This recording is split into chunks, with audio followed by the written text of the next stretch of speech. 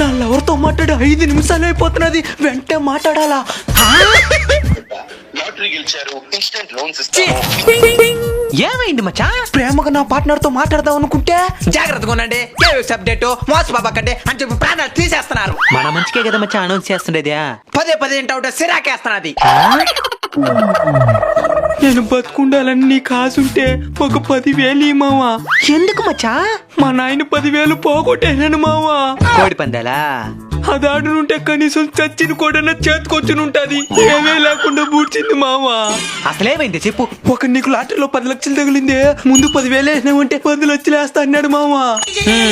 10,000 పంపించిన అంతే, మళ్ళీ ఫోనే బంద్ చేయలేదు మావా. మళ్ళీ ఇంకోసారి ఫోన్ చేయి. లాటరీ గెలిచారు, ఇన్స్టెంట్ లోన్స్ ఇస్తాము. ఏ ఉండు, నీ సమస్యకి అదే పరిష్కారం పూర్తిగా ఇను. ఇలాంటి సంఘటనలను వెంటనే నేషనల్ సైబర్ హెల్ప్ లైన్ 1930 కి రిపోర్ట్ చేయండి. 1930కు ఫోన్ చేయాలి. మందాకొస్తే కానీ తెలియ బాధ.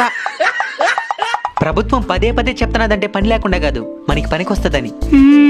ఈ మధ్య ఇలాంటి కేసులు ఎక్కువైపోతున్నాయి, అందుకే అనౌన్స్మెంట్ చేస్తున్నారు. కేవైసీ అప్డేట్ అని, ఇన్స్టెంట్ లోన్ అని, ఈ విధంగా లాటరీ అని చెప్పి మోసం చేస్తున్నారు. సైబర్ నేరగాల దగ్గర నుంచి జాగ్రత్తగా ఉండండి.